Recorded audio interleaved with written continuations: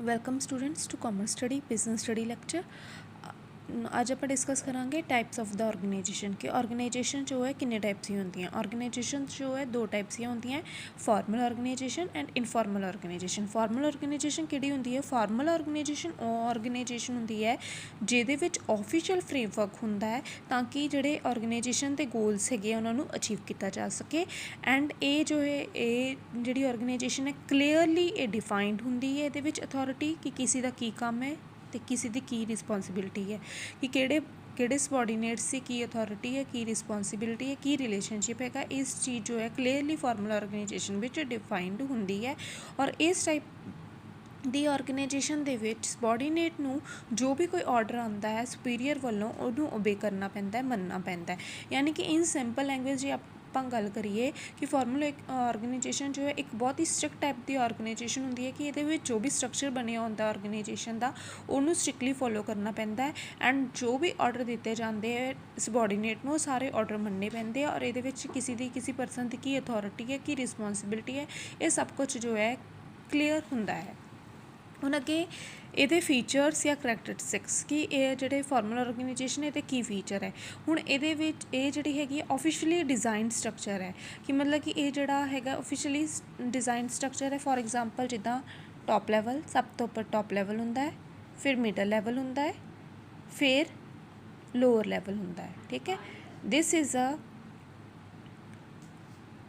Lower level, this is a formal organisation. ये organisation की है, ये फॉर्मल ऑर्गेनाइजेशन है। एंड ये जो है ऑफिशियली ये डिज़ाइन स्ट्रक्चर किया गया कि जो कोई ऑर्डर पास करना है top level to middle, middle to lower, जो कोई कंप्लेंट है lower to middle, middle to top, कोई भी डायरैक्टली किसी के नाल कंटैक्ट नहीं कर सकते। There is a no direct connection between the subordinates and इंपलॉय।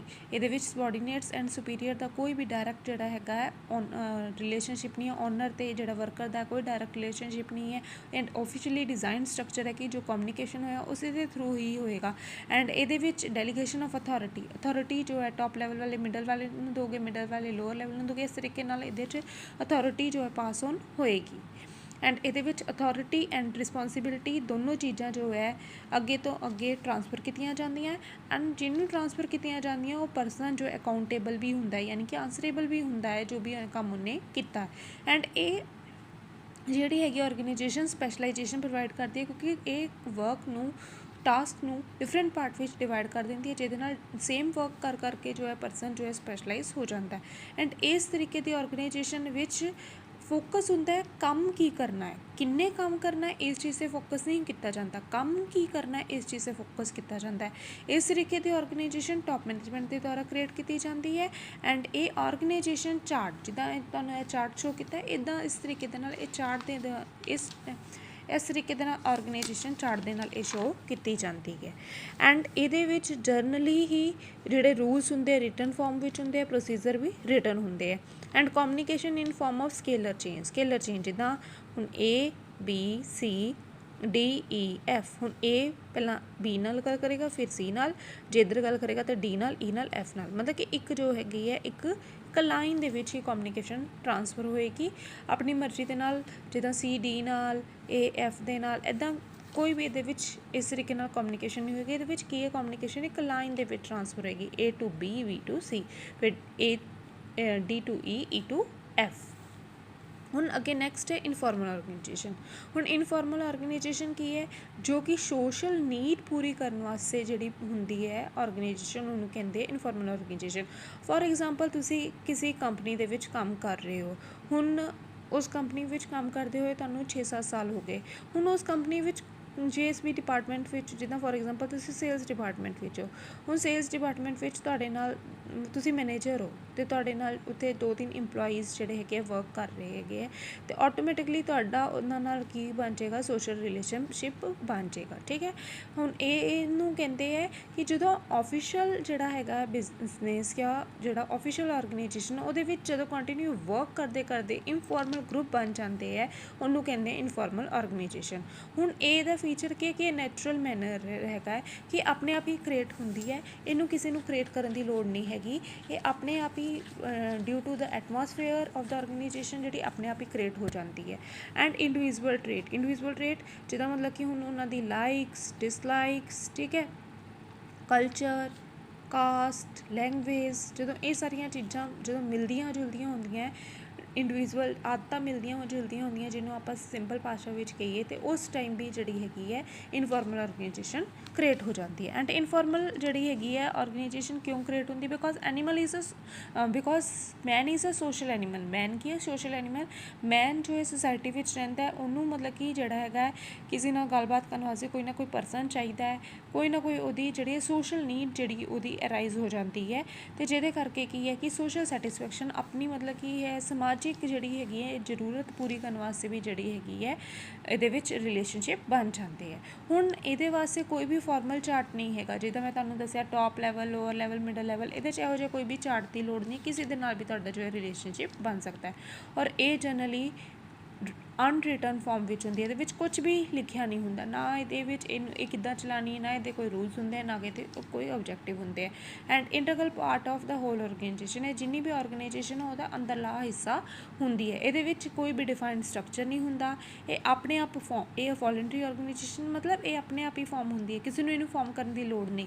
And management cannot abolish, and ਇਸ ਤਰੀਕੇ ਦੀ ਆਰਗੇਨਾਈਜੇਸ਼ਨ ਮੈਨੇਜਮੈਂਟ ਚਾਹੁੰਦੇ ਹੋਏ ਵੀ ਨਹੀਂ ਤੋੜ ਸਕਦਾ। ਹੁਣ ਜਿਹੜੀ ਫਾਰਮਲ ਹੈਗੀ ਹੈ ਉਹ ਦਾ ਸਟਰਕਚਰ ਚੇਂਜ ਕਰ ਸਕਦਾ, ਉਹਨੂੰ ਚੇਂਜ ਕਰ ਸਕਦਾ, ਬਟ ਜਿਹੜੀ ਇਨਫੋਰਮਲ ਆਰਗੇਨਾਈਜੇਸ਼ਨ ਉਹਨੂੰ ਚੇਂਜ ਨਹੀਂ ਕੀਤਾ ਜਾ ਸਕਦਾ। ਔਰ ਨੈਕਸਟ ਅੱਗੇ ਹੈਗਾ ਹੈ difference between formal and informal organisation. Formal organisation ਜਿਹੜੀ ਹੈਗੀ ਹੈ ਇਹ ਪਲਾਨ ਕਰਨ ਤੋਂ ਬਾਅਦ ਕ੍ਰੀਏਟ ਕੀਤੀ ਜਾਂਦੀ ਹੈ। ਇਨਫੋਰਮਲ ਜਿਹੜੀ ਆਰਗੇਨਾਈਜੇਸ਼ਨ ਹੈ ਇਹ ਨੈਚੁਰਲੀ ਕ੍ਰੀਏਟ ਹੋ ਜਾਂਦੀ ਹੈ। ਐਂਡ ਫਾਰਮਲ ਆਰਗੇਨਾਈਜੇਸ਼ਨ ਇਹਦੇ ਵਿੱਚ ਵੈਲ ਡਿਫਾਈਨ ਸਟਰਕਚਰ ਹੁੰਦਾ ਕਿ ਕਿਸ ਪਰਸਨ ਨੇ ਕਿਹਦੇ ਨਾਲ ਕਨੈਕਟ ਕਰਨਾ ਹੈ, ਬਟ ਇਹਦੇ ਵਿੱਚ ਕੋਈ ਵੀ ਡਿਫਾਈਨ ਸਟਰਕਚਰ ਨਹੀਂ ਹੈਗਾ। ਇਹਦਾ ਜਿਹੜਾ ਫਾਰਮਲ ਆਰਗੇਨਾਈਜੇਸ਼ਨ ਦਾ ਪਰਪਸ ਹੁੰਦਾ ਤਾਂ ਕਿ ਓਬਜੈਕਟਿਵ ਐਂਡ ਪਲਾਨਸ ਜਿਹੜੇ ਹੈਗੇ ਬਿਜ਼ਨਸ ਦੇ ਅਚੀਵ ਕੀਤੇ ਜਾਣ। ਐਂਡ ਜਿਹੜੇ ਇਨਫੋਰਮਲ ਦੇ ਹੁੰਦਾ ਹੈ ਪਰਪਸ ਕਿ ਆਪਣੀ ਜਿਹੜੀ ਨੀਡ ਹੈ ਉਹਨੂੰ ਸੈਟਿਸਫਾਈ ਕੀਤਾ ਜਾਵੇ। ਐਂਡ ਜਿਹੜੀ ਫਾਰਮਲ ਆਰਗੇਨਾਈਜੇਸ਼ਨ ਹੈ ਇਹ ਜ਼ਿਆਦਾਤਰ ਲਾਰਜ ਸਾਈਜ਼ ਦੀ ਹੁੰਦੀ ਹੈ, ਐਂਡ ਜਿਹੜੀ ਇਨਫੋਰਮਲ ਇਹਦਾ ਸਾਈਜ਼ ਸਮੋਲ ਹੁੰਦਾ ਹੈ। ਐਂਡ ਜਿਹੜੀ ਫਾਰਮਲ ਆਰਗੇਨਾਈਜੇਸ਼ਨ ਹੈ ਲੌਂਗ ਲਾਸਟਿੰਗ ਹੈ। ਲੌਂਗ ਲਾਸਟਿੰਗ ਕਿਉਂ ਹੈ? ਕਿਉਂਕਿ ਜੋ ਸਟਰਕਚਰ ਹੈ ਉਹ ਕਾਫੀ ਦੇਰ ਤੱਕ ਚੇਂਜ ਨਹੀਂ ਕੀਤਾ ਜਾਂਦਾ, ਕਾਫੀ ਸਾਲਾਂ ਤੱਕ ਚੇਂਜ ਨਹੀਂ ਕੀਤਾ ਜਾਂਦਾ, ਉਹਨੂੰ ਫੋਲੋ ਕੀਤਾ ਜਾਂਦਾ ਹੈ।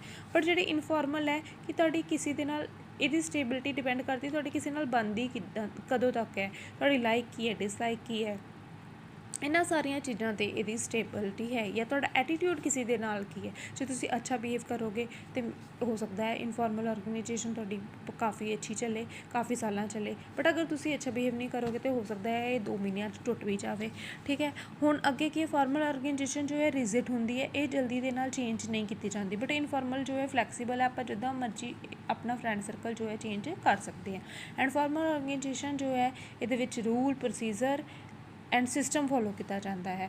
ਐਂਡ ਜਿਹੜੀ ਇਨਫੋਰਮਲ ਇਹਦੇ ਵਿੱਚ ਜਿਹੜੇ ਪਰਸਨ ਦੀ ਵੈਲਿਊਜ਼ ਹੈ, ਬਲੀਵਸ ਹੈ, ਐਟੀਟਿਊਡਸ ਹੈ, ਇਹ ਚੀਜ਼ਾਂ ਇਹਦੇ ਵਿੱਚ ਹੁੰਦੀਆਂ।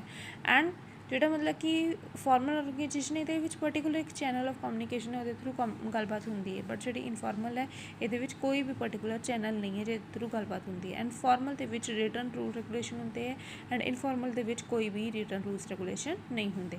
ਐਂਡ ਜਿਹੜੀ ਫਾਰਮਲ ਆਰਗੇਨਾਈਜੇਸ਼ਨ ਹੈ ਜਦੋਂ ਚਾਹੇ ਮੈਨੇਜਮੈਂਟ ਤੋੜ ਸਕਦੀ ਹੈ, ਚੇਂਜ ਕਰ ਸਕਦੀ ਹੈ, ਆਪਣੀ ਅਕੋਰਡਿੰਗ ਜੋ ਹੈ ਇਹਨੂੰ ਚਲਾ ਸਕਦੀ ਹੈ, ਬਟ ਜਿਹੜੀ ਇਨਫੋਰਮਲ ਆਰਗੇਨਾਈਜੇਸ਼ਨ ਹੈ ਇਹਨੂੰ ਮੈਨੇਜਮੈਂਟ ਚਾਹ ਕੇ ਵੀ ਨਹੀਂ ਤੋੜ ਸਕਦੀ, ਇਹਨਾਂ ਨੂੰ ਆਪਣੀ ਮਰਜ਼ੀ ਦੇ ਨਾਲ ਨਹੀਂ ਚਲਾ ਸਕਦੀ। ਹੁਣ ਇਹ ਜੋ ਹੈ ਇਹ ਆਟੋਮੈਟਿਕ ਹੈਗੀ ਹੈ ਜਿਹੜੀ ਕਿ ਇਨਫੋਰਮਲ ਆਰਗੇਨਾਈਜੇਸ਼ਨ ਦੇ ਅੰਦਰ ਜੋ ਹੈ ਫਾਰਮ ਹੋ ਜਾਂਦੀ ਹੈ, ਬਟ ਜਿਹੜੀ ਫਾਰਮਲ ਆਰਗੇਨਾਈਜੇਸ਼ਨ ਹੈ ਫਾਰਮ ਕੀਤੀ ਜਾਂਦੀ ਹੈ, ਸਪੈਸ਼ਲੀ ਫਾਰਮ ਕੀਤੀ ਜਾਂਦੀ ਹੈ ਆਫ ਦ ਸਟਰਕਚਰ ਵਿੱਚ। Thank you students for watching this video.